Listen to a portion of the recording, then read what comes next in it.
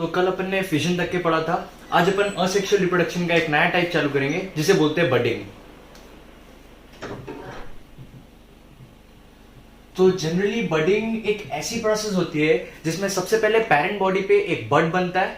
वो बड तब तक के पेरेंट बॉडी पे अटैच रहता है जब तक कि वो पेरेंट बॉडी से पूरी तरीके से नरिशमेंट ना ले ले या अपने आप की उतनी ग्रोथ ना कर ले, और जैसे ही वो पूरी तरीके से नरिशमेंट या ग्रोथ कर लेता है वो उस पेरेंट बॉडी से डिटैच हो जाता है।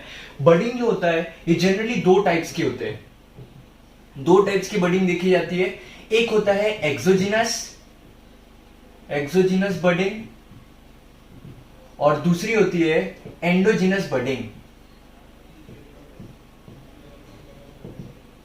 तो यहां नाम से ही समझ में आ रहा है, एक्सोजिनस मतलब क्या? ऐसा बड जो पेरेंट बॉडी के बाहर फॉर्म हो रहा है। एक्सोजिनस बडिंग मतलब ऐसा बड जो पेरेंट बॉडी के बाहर फॉर्म हो रहा है, और एंडोजिनस बडिंग मतलब ऐसा बड जो पेरेंट बॉडी के अंदर फॉर्म हो रहा है। इसीलिए बडिंग की दो अलग अलग टाइप्स बताए गए, एक है एक्सोजिनस बडिंग और एक है एंडोजिनस बडिंग। तो स्टार्ट करते हैं अपन एक्सोजिनस बडिंग के बारे में।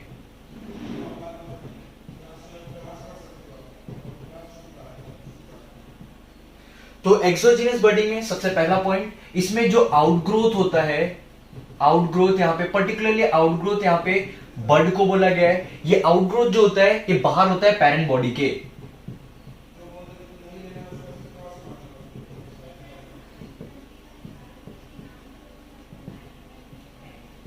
इसका एक सबसे बेस्ट एग्जांपल है एक्सोजिनस बडिंग का, और वो एग्जांपल है यीस्ट। यीस्ट सबसे बेस्ट एग्जांपल है एक्सोजिनस बडिंग का। यीस्ट क्या है तो अपन सभी को पता है, यीस्ट एक यूनिसेल्युलर फंजाई है, सिंगल सेल फंजाई है। तो जनरली यीस्ट में क्या होता है, तो अगर ये एक पेरेंट यीस्ट है, तो इनिशियली जब ये रिप्रोडक्शन की प्रोसेस स्टार्ट करता है तो यहाँ पे सबसे पहले बड फॉर्मेशन होता है, ये बनता है बड, इसे अपन बोल सकते हैं पेरेंट यीस्ट। तो जैसे ही ये बर्ड पेरेंट ईस्ट से पहले इनिशियली अटैच रहता है, ये जब तक कि इस पेरेंट से अटैच रहता है जब तक ये पूरी तरीके से नरिशमेंट ना ले ले।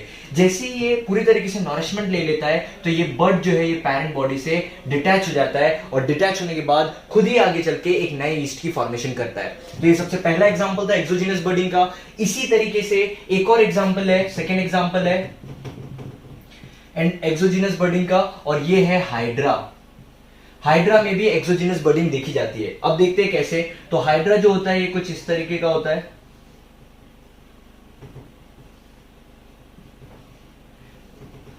तो ये होता है सबस्ट्रेटम जिससे अटैच रहता है, और ये होता है पेरेंट बॉडी, और यहां पे रहता है tentacles.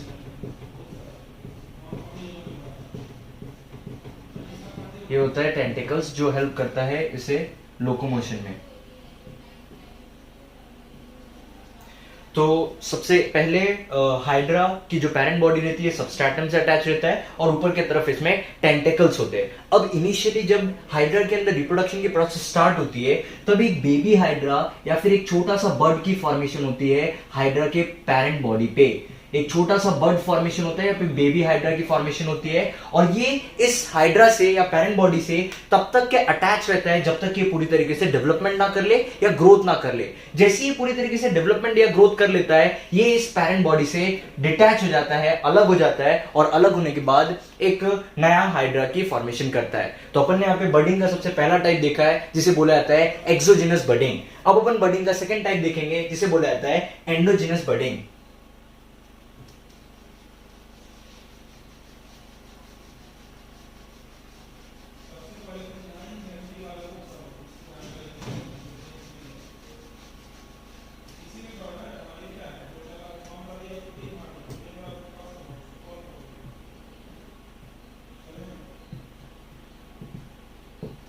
Endogenous budding, endogenous budding नाम से अपने को पता चल रहा है कि जो बड बनेगा वो कहां बनेगा, पेरेंट बॉडी के इनसाइड या अंदर बनेगा। तो सबसे पहला पॉइंट अपन लिख सकते हैं कि bud is formed inside the parent body.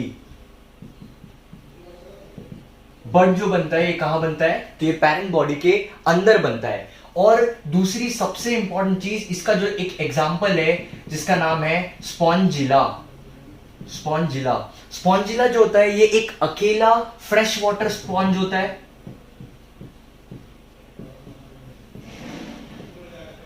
Fresh water sponge होता है, और स्पॉन्जिला में जो बड होता है, इस बर्ड को गेम्यूलस बोला जाता है। इस बर्ड को गेम्यूलस बोला जाता है। मतलब स्पॉन्जिला के अगर अपन एंडोजीनस बर्ड के बारे में अगर अपन बात करें तो इस बर्ड का नाम होता है गेम्यूलस। अगर स्ट्रक्चरली देखें तो इस तरीके से होता है इसका स्ट्रक्चर।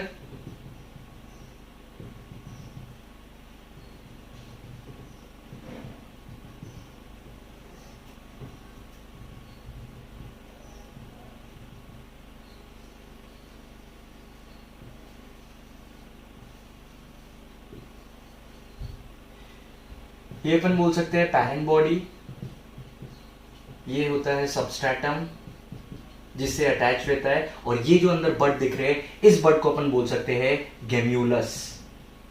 गेम्यूलस जिसे एक एंडोजिनस बड भी बोला जाता है, क्योंकि ये पैरेंट बॉडी के अंदर होता है। और यहाँ पे ये जो ओपनिंग रहती है, इस ओपनिंग के थ्रू ये जो एंडोजिनस बर्ड है, जब ये पूरी तरीके से डेवलपमेंट कर लेता है, तब ये इस ओपनिंग के थ्रू बाहर निकल जाता है और एक नए स्पॉन्जिला की फॉर्मेशन करता है। जब बात करते हैं अपन इस एंडोजिनस बर्ड की, तो इस एंडोजिनस बर्ड का एक स्ट्रक्चर होता है, उसे देखते हैं अपन, जिसे गेम्यूलस बोला जाता है। ये गेम्यूलस का स्ट्रक्चर है।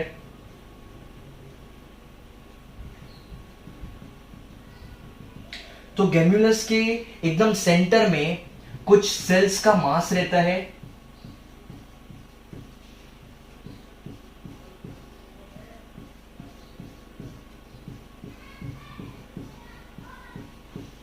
और इन्हीं सेल को आर्कियोसाइट्स बोला जाता है।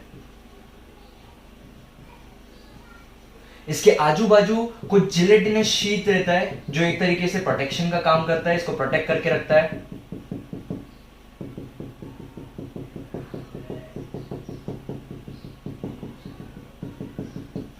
ये हो गया जिलेटिनस शीट। यहां पे एक ओपनिंग रहती है जिसके थ्रू ये जो सेल से बाहर निकलते हैं, और इस ओपनिंग को बोला जाता है माइक्रोपाइल।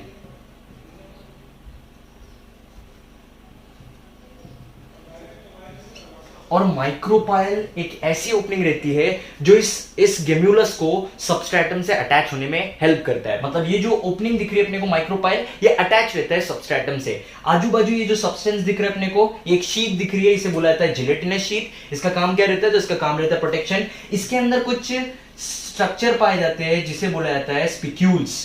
ये स्पिक्यूल्स जो होते हैं, ये एक एंडोस्केलेटल स्ट्रक्चर होते हैं, और इनका भी जो काम होता है, ये काम होता है प्रोटेक्शन का। इसे कहा जाता है स्पिक्यूल्स। और स्पिक्यूल्स का काम होता है प्रोटेक्शन। तो अंदर जो सेल दिख रहे हैं इसे आर्कियोसाइट्स बोले जाते हैं। आजू बाजू जो शीट दिख रही है इसे जिलेटिनस शीट बोलते हैं, और इसके अंदर जो एंडोस्केलेटन स्ट्रक्चर होता है इसे बोला जाता है स्पिक्यूल्स।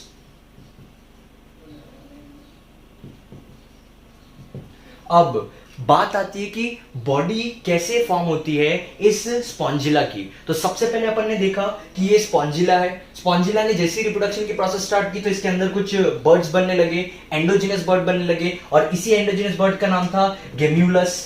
अब जैसे ये बर्ड बन जाते हैं, पूरी तरीके से नरिशमेंट ले लेते हैं और डेवलपमेंट कर लेते हैं, तब ये इस पैरेंट बॉडी से बाहर निकलते हैं, और बाहर निकलने के बाद एक पर्टिकुलर जाके इसका ऐसा स्ट्रक्चर रहता है, पर्टिकुलर जाके ये सबस्ट्रेटम से अटैच हो जाते हैं, और जिस स्ट्रक्चर के थ्रू ये सबस्ट्रेटम से अटैच होते हैं इसे बोला जाता है माइक्रोपाइल। माइक्रोपाइल एक ऐसा स्ट्रक्चर है या ओपनिंग है जो सबस्ट्रेटम से अटैच होता है। तो इसके आजू बाजू जिलेटिनस शीट रहती है। इसी जिलेटिनस शीट के अंदर कुछ एंडोस्केलेटल स्ट्रक्चर रहते हैं जिसे स्पिक्यूल्स बोला जाता है, ये प्रोटेक्शन का काम करते हैं। फिर अंदर कुछ सेल्स का मास रहता है जिसे आर्कियोसाइट्स बोला जाता है। अब होता क्या है, इनके बॉडी कैसे डेवलपमेंट करती है, तो ये जो सेल्स दिख रहे हैं जिसे अपन आर्कियोसाइट्स बोल रहे हैं, ये एक एक सेल्स बाहर निकलते हैं, और बाहर निकलने के बाद इनके बॉडी फॉर्मेशन में हेल्प करते हैं, और इस तरीके से एक नए स्पॉन्जिला की फॉर्मेशन होती है। तो यहां पे अपन ने बडिंग देखा है, बडिंग के दोनों टाइप्स देखे, एक एक्सोजिनस बडिंग देखा है और दूसरा देखा है अपन ने एंडोजिनस बडिंग। अब अपन असेक्सुअल रिप्रोडक्शन का अगला टाइप पढ़ेंगे जिसका नाम है स्पोर फॉर्मेशन।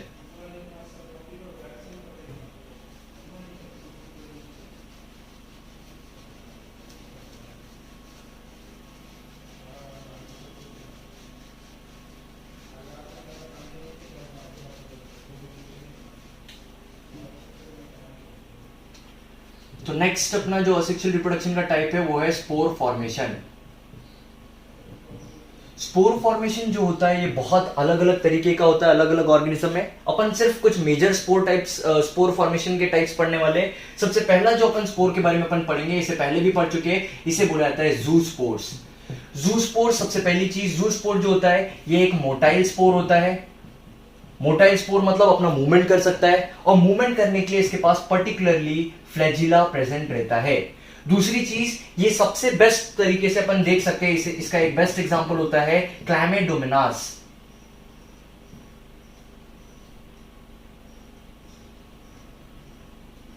क्लैमिडोमोनास में अपन इसे देख सकते हैं जू स्पोर्स को, और क्लैमिडोमोनास में जो जू स्पोर होता है ये बायफ्लैजिलेटेड होता है।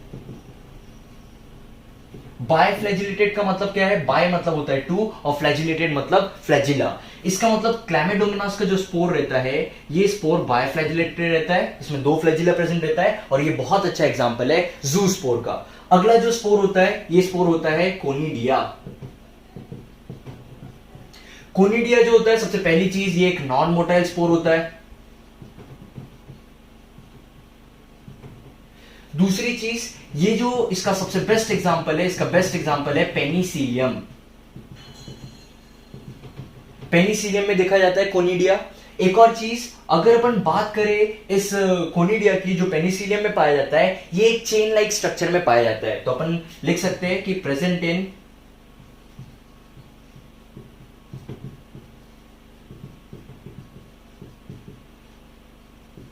चेन लाइक स्ट्रक्चर में प्रेजेंट रहता है। अगर डायग्रामेटिकली देखें तो ये एक पेनिसिलियम है,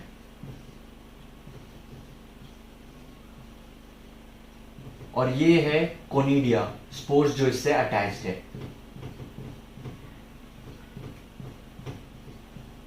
इसे अपन कह सकते हैं पेनिसिलियम, फिर से इसे अपन कह सकते हैं सबस्ट्रेटम जिससे अटैच रहता है, और ये जो स्पोर्स दिख रहे हैं बाहर, एकदम बाहर की तरफ, इस स्पोर्स को बोला जाता है कोनिडिया। तो जो अपन ने अगला देखा है स्पोर फॉर्मेशन, इसमें जू स्पोर होते हैं, मोटाइल स्पोर्स, कोनिडिया होते हैं, नॉन मोटाइल स्पोर्स होते हैं। इसके अलावा एक और स्पोर अपन लिख सकते हैं जिसे एप्लानोस्पोर्स भी बोला जाता है।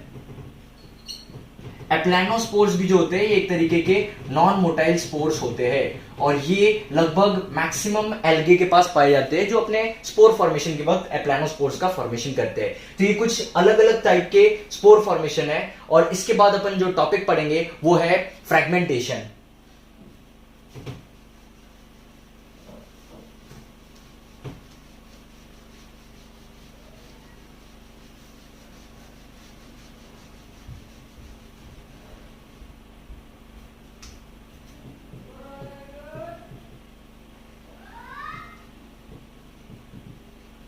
अब बात आती है फ्रेगमेंटेशन, किस तरीके से ये प्रोसेस होती है, फ्रेगमेंटेशन में होता क्या है, कौन से एग्जांपल्स है इसके। तो जनरली जब फ्रेगमेंटेशन के बारे में अपन बात करते हैं तो फ्रेगमेंटेशन एक ऐसी प्रोसेस होती है जिसमें पर्टिकुलर ऑर्गेनिज्म छोटे छोटे फ्रेगमेंट्स में डिवाइड हो जाता है, या एक्सीडेंटली हो या फिर वो पर्टिकुलरली खुद हुआ हो, एक्सीडेंटली हुआ हो या पर्टिकुलरली कैसे भी हुआ हो। जब वो छोटे छोटे फ्रेगमेंट्स में डिवाइड हो जाता है तो वो जो फ्रेगमेंट है, एक फ्रेगमेंट जो भी है वो केपेबल होता है एक नए ऑर्गेनिज्म को, सेम ऑर्गेनिज्म को बनाने के लिए। इसीलिए इस प्रोसेस को बोला जाता है फ्रेगमेंटेशन, और एक बहुत अच्छा टाइप माना जाता है असेक्सुअल रिप्रोडक्शन का। सबसे पहला एग्जांपल अपन देखते हैं फ्रेगमेंटेशन का, ये है स्पायरोगायरा।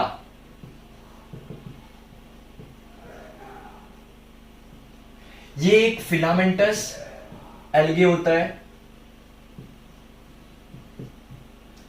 कुछ इस तरीके से इसका स्ट्रक्चर होता है। अगर इसको अपन स्पोर्स में, फ्रेगमेंट्स में अगर इसको डिवाइड करते हैं इस तरीके से, ये अकेला एक फ्रेगमेंट है, और ये है स्पायरोगायरा। तो अगर इसे अपन छोटे छोटे फ्रेगमेंट्स में अगर डिवाइड करते हैं तो अकेला एक फ्रेगमेंट भी केपेबल होता है एक नया स्पायरोगायरा का फॉर्मेशन करने के लिए। सेकेंड एग्जांपल इसका होता है प्लैनेरिया। प्लैनेरिया में भी अपन ने पढ़ा था प्रीवियस ईयर अपन ने पढ़ा था कि इसके अंदर हाई रीजनरेशन कैपेसिटी होती है, मतलब ये बहुत जल्दी रीजनरेशन कर सकता है। इस तरीके से बॉडी होती है प्लैनेरिया की। अगर इसको अपन कुछ छोटे छोटे फ्रेगमेंट्स में कट कर दे तो अकेला एक फ्रेगमेंट भी केपेबल होता है एक नए ऑर्गेनिज्म या नए प्लैनेरिया को बनाने के लिए। अगर ये फ्रेगमेंट की बात करें, ये फ्रेगमेंट की बात करें, तो एक फ्रेगमेंट इसका केपेबल है एक नया फ्रेगमेंट एक नए ऑर्गेनिज्म को बनाने के लिए। तो ये था अपना अगला असेक्सुअल रिप्रोडक्शन का टाइप, जिसे फ्रैगमेंटेशन बोलते हैं। अब इसके बाद अगला जो है असेक्सुअल रिप्रोडक्शन का टाइप, उसे प्लाज्मोटॉमी बोलते हैं, और अपन पढ़ेंगे प्लाज्मोटॉमी के बारे में।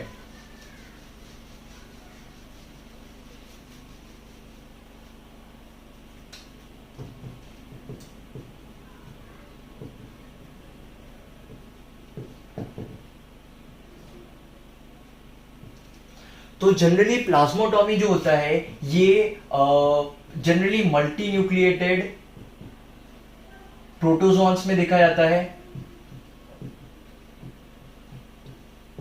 इसका एग्जांपल होता है ओपेलिना।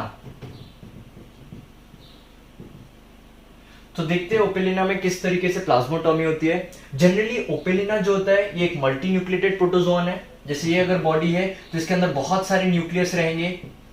जैसे अपन कंसिडर करते हैं कि इसके अंदर 40 न्यूक्लियस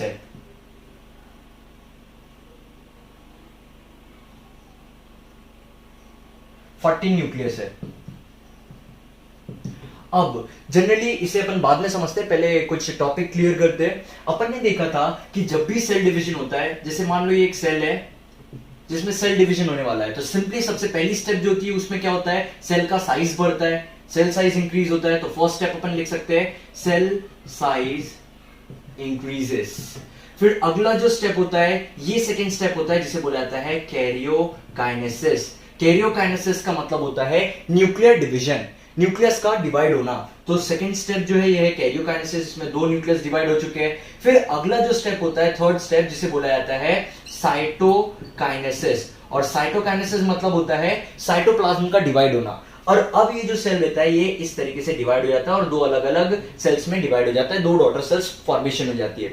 ये होता है एक नॉर्मल सेल डिवीजन के वक्त। बट अपन जब मल्टी न्यूक्लिएटेड प्रोटोजोन में पर्टिकुलरली ओपेलिना में पढ़ेंगे तो यहां पे सबसे पहले साइटोकाइनेसिस होता है और फिर उसके बाद होता है कैरियोकाइनेसिस। इसका मतलब क्या, इसका मतलब यह है कि सबसे पहले इस ऑर्गेनिज्म के अंदर साइटोप्लाज्म डिवाइड होता है और फिर बाद में जाके न्यूक्लियर डिवीजन होता है। तो चलो देखते हैं इसको किस तरीके से होता है। तो सबसे पहला स्टेप, अब भी अपन ने कहा कि सबसे पहला स्टेप जो होता है ये होता है साइटोकाइनेसिस। साइटोकाइनेसिस अगर किसी को क्लियर नहीं है तो साइटोकाइनेसिस का मतलब होता है डिवीजन ऑफ साइटोप्लाज्म, साइटोप्लाज्म का डिवाइड होना। अब जैसे इसमें साइटोकाइनेसिस होगा तो ये एक जो ओपेलिना है ये 2 अलग अलग सेल्स में डिवाइड हो जाएगा। 2 अलग अलग सेल्स में, इसमें 7 न्यूक्लियस आ जाएंगे और इसमें भी लगभग 7 न्यूक्लियस आ जाएंगे, बीच से डिवाइड हो जाएंगे और इसमें 7-7 न्यूक्लियस आ जाएंगे। अब जब इसमें साइटोकाइनेसिस खत्म हो जाता है, इसके बाद अगली स्टेप जो होती है वो अगली स्टेप होती है कैरियोकाइनेसिस। तो अपन लिख सकते हैं सेकंड स्टेप कैरियोकाइनेसिस। और कैरियोकाइनेसिस मतलब अपने को पता है डिवीजन ऑफ न्यूक्लियस, न्यूक्लियस का डिवाइड होना। कैरियोकाइनेसिस होने के बाद क्या होता है, तो यहां पे टोटल थी 7 न्यूक्लियस और यहां पे भी 7 न्यूक्लियस थे। बट कैरियोकाइनेसिस होने के बाद यहां पे भी 14 न्यूक्लियाई बचता है और इधर भी ये जो दूसरा सेल रहता है इसमें भी 14 न्यूक्लियाई रहता है। और ये जो था ये अपन ने पढ़ा है प्लाज्मोटॉमी। इस तरीके से अलग अलग ऑर्गेनिज्म अलग अलग टाइप के असेक्सुअल मोड ऑफ रिप्रोडक्शन को यूज करते हैं और अपने रिप्रोडक्शन पर्पस के लिए यूज करते हैं। सबसे पहला अपन ने पढ़ा फिजन, फिजन के बाद अपन ने पढ़ा बडिंग, बडिंग के बाद अपन ने पढ़ा स्पोर फॉर्मेशन, स्पोर फॉर्मेशन के बाद अपन ने फ्रैगमेंटेशन पढ़ा और अभी अपन ने पढ़ा है प्लाज्मोटॉमी।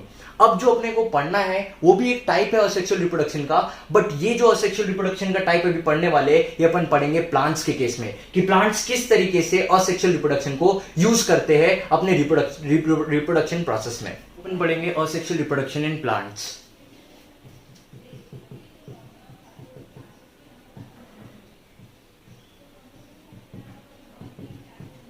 प्लांट्स में जनरली 2 टाइप का असेक्सुअल रिप्रोडक्शन देखा जाता है। सबसे पहला होता है एपोमिक्सिस और दूसरा होता है vegetative propagation.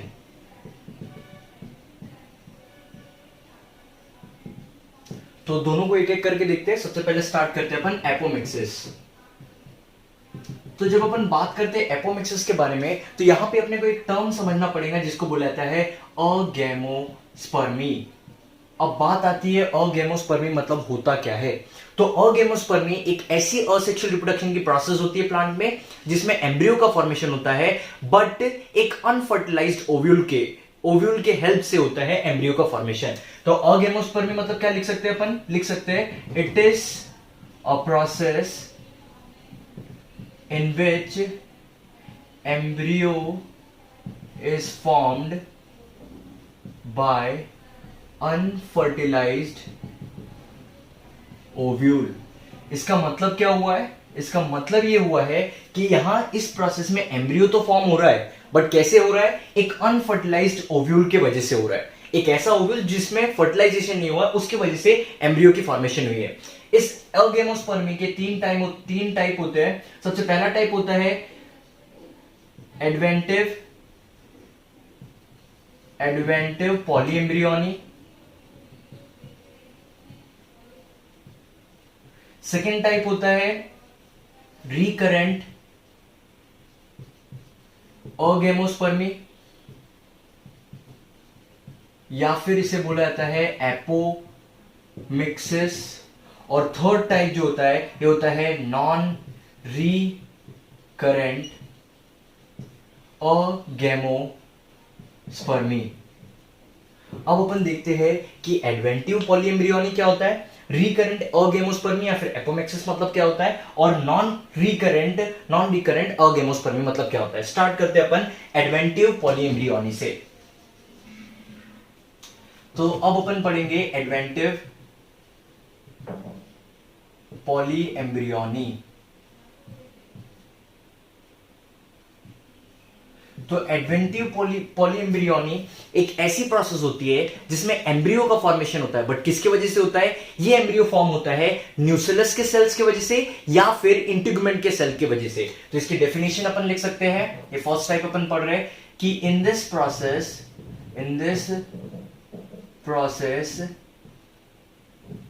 Embryo is formed by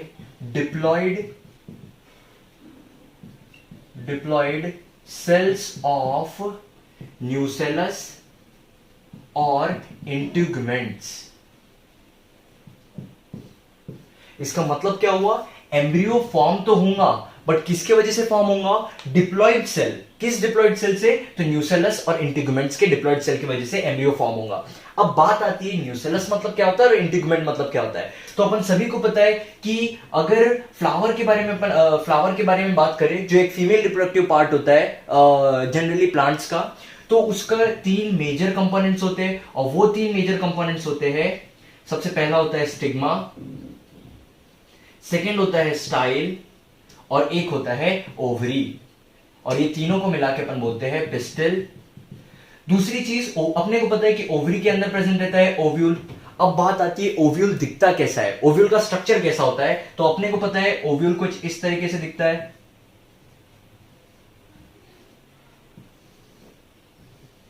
ये होता है ओव्यूल का स्ट्रक्चर, जिसके सेंटर में एम्ब्रियो सैक होता है।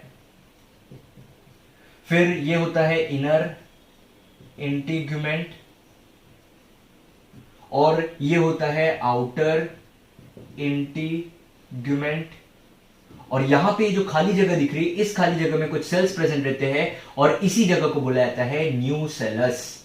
ये जगह होती है न्यूसेलस, और ये जो सेल होते हैं इसे बोला जाता है सेल्स ऑफ न्यूसेलस। अब बात आती है कि इस प्रोसेस में हो क्या रहा है। तो इस प्रोसेस में क्या हो रहा है? एम्ब्रियो बन रहा है, बट कैसे बन रहा है? डिप्लॉइड सेल्स ऑफ न्यूसेलस और इंटीगुमेंट्स के मदद से। मतलब ये जो न्यूसेलस है और जो इंटीगुमेंट्स है, इनके डिप्लॉइड सेल्स बिना फर्टिलाइजेशन के डायरेक्टली एम्ब्रियो की फॉर्मेशन कर रहे हैं, और इसी प्रोसेस को बोला गया है एडवेंटिव पॉलीएम्ब्रियोनी। अब इसके बाद अपन सेकेंड टाइप के बारे में बात करते हैं, और सेकेंड टाइप जो है अपना वो है रिकरेंट अगेमोस्पर्मी या फिर एपोमिक्सिस।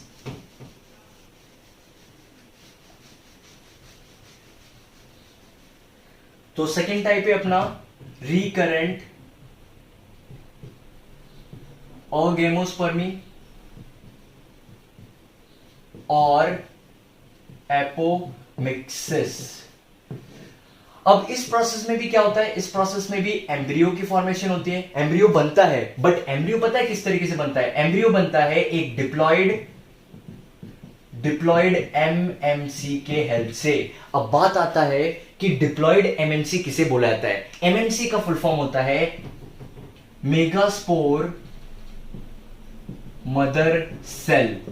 ये अपन ने लास्ट ईयर भी पढ़ा था। तो होता क्या है, रिकरेंट अगेमोस्पर्मी या फिर एपोमिक्सिस में, तो इसमें एम्ब्रियो बनता है, बट एम्ब्रियो की फॉर्मेशन किसके वजह से होती है, ये होती है एक डिप्लॉयड एमएमसी के हेल्प से। और ये जो डिप्लॉयड एमएमसी, जिसे अपन एमएमसी बोल रहे हैं, इसे बोला जाता है मेगास्पोर मदर सेल्स। अगला जो इसका टाइप होता है, थर्ड टाइप होता है इसका नॉन रिकरेंट अगेमोस्पर्मी।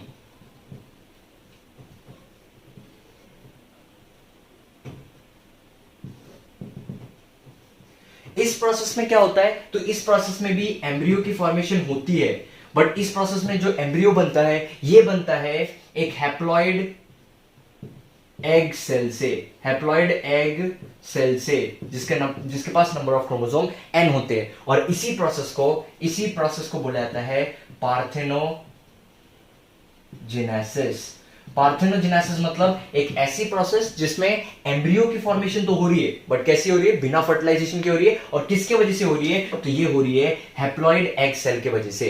तो अपन ने देखा यहाँ पे सबसे पहला टाइप एपोमिक्सिस। नेक्स्ट वीडियो में अपन पढ़ेंगे वेजिटेटिव प्रोपगेशन।